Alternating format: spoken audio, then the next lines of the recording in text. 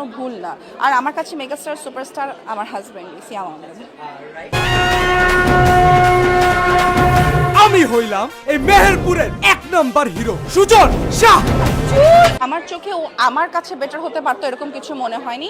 সিনেমায় বেটার হতে পারতো, সেটা যেহেতু ওর ফার্স্ট মুভি ছিল পোড়ামন, তো ওইটা আরেকটু বেটার হলে ভালো হতো। বাট আমি এটা মানে ইট ইজ কনসিডারেবল, ওটা ওর ফার্স্ট সিনেমা, ব্রেক ফার্স্ট ওর এটা দিয়েই এসেছে।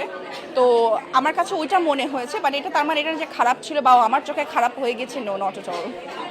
ওর সিনেমা যেটা ছিল ও সালমান শাহকে অনুপ্রেরণা বানিয়ে ও সেটা দেখিয়েছে মানুষকে, বাট এটা না যে ও সালমান শাহকে ফলো করে এরকম কোনো কিছুই না। বাট সালমান শাহকে খুব পছন্দ করে অ্যাক্টর হিসেবে, অভিনেতা হিসেবে, এবং একটা সময় খুবই ভালোবাসার একটা জায়গায় ছিল সে, এখনও অনেক মানুষের কাছেই আছে।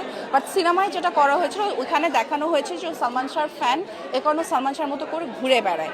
আর মানুষজন অনেক পছন্দ করে because my husband is good looking, তো এই কারণে মানুষজন আসলে মিলিয়ে ফেলে। এই জন্য খুবই ভালো লেগেছে, কারণ আসলে ওর কাজগুলো কিন্তু খুব কাছে থেকে দেখা, এবং সেই কাজের যখন একটা ভালো ফল পাওয়া যায় সেটা ওর যেরকম ভালো লাগে আমারও ভালো লাগে। কারণ আমার কাছে মনে হয় ও যে হার্ড ওয়ার্কটা করছে সেটার সাথে আসলে আমিও একটা প্রসেসের মধ্যে দিয়ে যাই। তো আমার কাছেও মনে হয় ইটস অলসো মাই অ্যাচিভমেন্ট, যখন কোনো কিছু ভালো করে আমার কাছে মনে হয় আমিও অনেক কিছু অ্যাচিভ করে ফেলেছি। এটা নিয়ে আমি কোনো যুক্তিতে দেখছি না, কারণ আমার হাজব্যান্ডটার দেখাই আমার বিষয়। সো আমার হাজব্যান্ড করছে সেটা আমি খুশি, অন্যরা করছে বা কেন করছে না সেটা নিয়ে আসলে আমার মাথা ঘামানোর বিষয় না। আমি কখনো খুব কম শুটিংয়ের জায়গায় যাই, কারণ আমার যেটা এখন বাচ্চা আছে সেই 24 ঘন্টা আমাকে ছেলেকে রাখা লাগবে, আমি পাগল হয়ে যাব।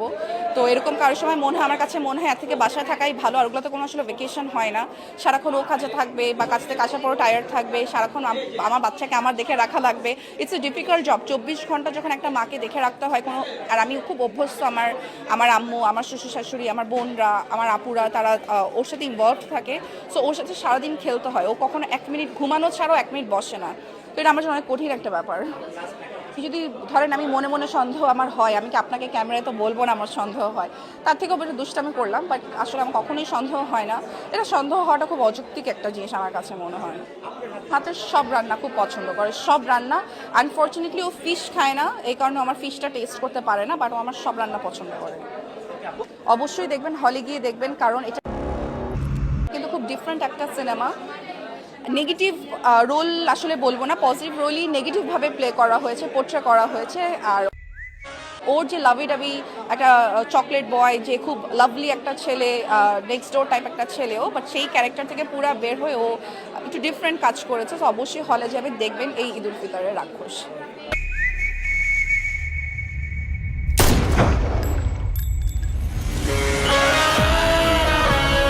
ভিন্ন লুক আসলে বলবো না, যেই ইভেন্ট যেটা রিকোয়ার করে সেরকমই।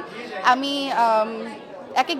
আমি যদি এখন অন্য একটা ইভেন্টে যাই, সেখানে যদি আমাকে রিকোয়ার করে আমাকে শাড়ি পরতে হবে, আই উইল ওয়্যার শাড়ি। আমাকে যদি এরকম রিকোয়ার্ড থাকে I have to wear salwar kameez, I will wear salwar kameez.